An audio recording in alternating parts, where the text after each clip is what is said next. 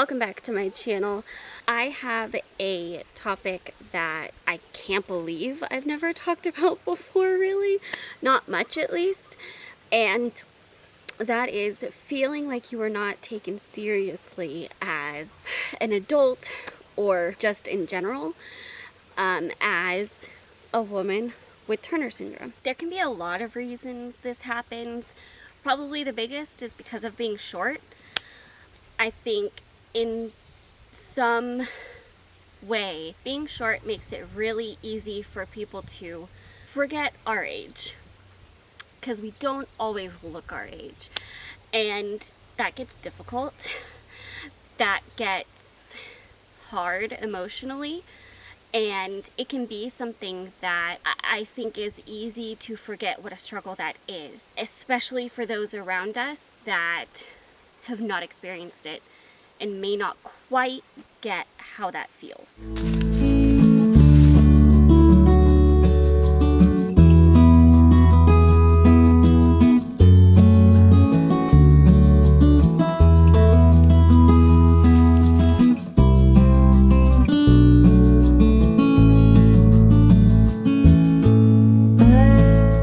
So I want to chat about just a few ways that I work through this, that I kind of push past it and address it when it comes up. So the first way is to kind of just remember to be my own advocate, or at school, or at work, wherever you feel like you aren't being fully thought of or respected in that way.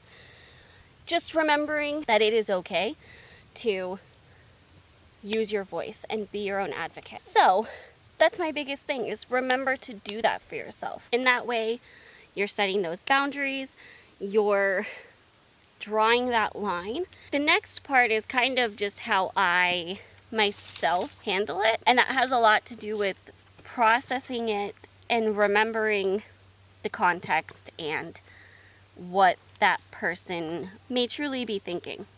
There's a whole lot of reading into things that we can do. It gets really easy to put intentions on something or thoughts behind something that may not be what's intended. And remembering that can be important when we're trying to process it ourselves, and keeping that in context can really, really, really help. The other major aspect of this is communication. Feeling comfortable enough to go to that person and talk to them about that. Talk to them about how you're feeling, what you're thinking, how you feel about the way things have been going, and being honest about feeling that and asking them clarifying questions.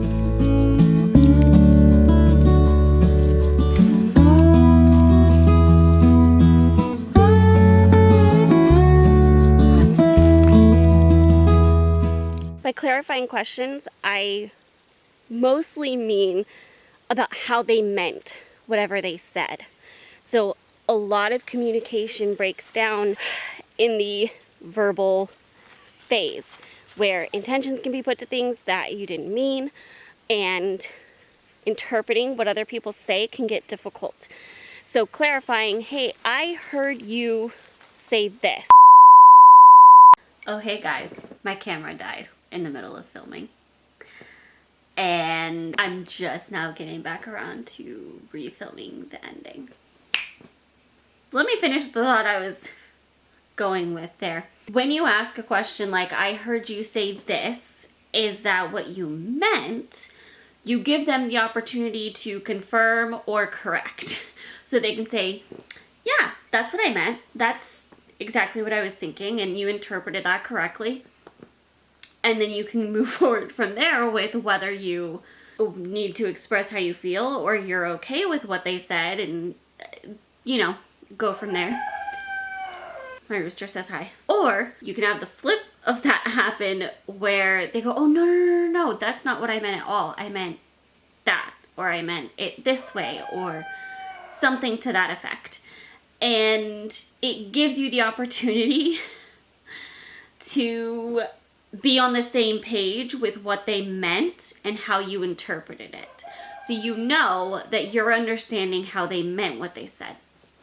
In a situation where something was said that you're not sure, I think just in communication in general, this is something we as a society don't do enough. This does not by any means only apply to those of us that may have trouble interpreting how people mean certain things. I get sensitive. So this really helps me if I'm feeling like I need to clarify how somebody meant something. Just so I don't take it wrong and spend emotion where it's not needed.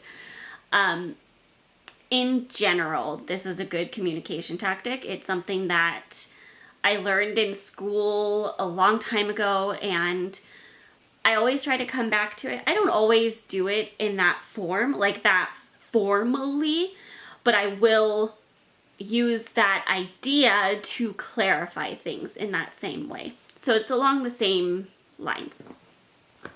So that's what that does. And that's my biggest, besides reminding myself, like I mentioned in the beginning, that there's context to things, that I may not fully have the picture of what they're saying or things like that, that they may not mean it how those words came out to me. It's my next biggest tactic, is to clarify, and that starts the conversation, which I think is really, really important. You need to be able to have a conversation, and I think through using these skills, we're able to get better at navigating those times when we don't feel maybe like we're fully being taken as seriously or treated as an adult. I know this can be something that is really, really difficult. It's really hard, and it can be really flustering. And I think taking a breath and doing the work and using the skills that I've talked about has made such a huge difference for me in being able to work through those times and really navigate it in a better way. So I hope this was helpful, even if it was just encouraging in the you're not alone in struggling with that kind of way. That is one of the things that I don't think it gets talked about as much within the Turner Syndrome community, is how much of a struggle that can be. And it's huge. It is huge. And it's not fun. Like it's a struggle, and it's a process to get used to navigating that. So I hope this was encouraging. I hope this was helpful. If you want more Turner Syndrome videos, please hit subscribe and come hang out with us. I talk about Turner Syndrome all the time.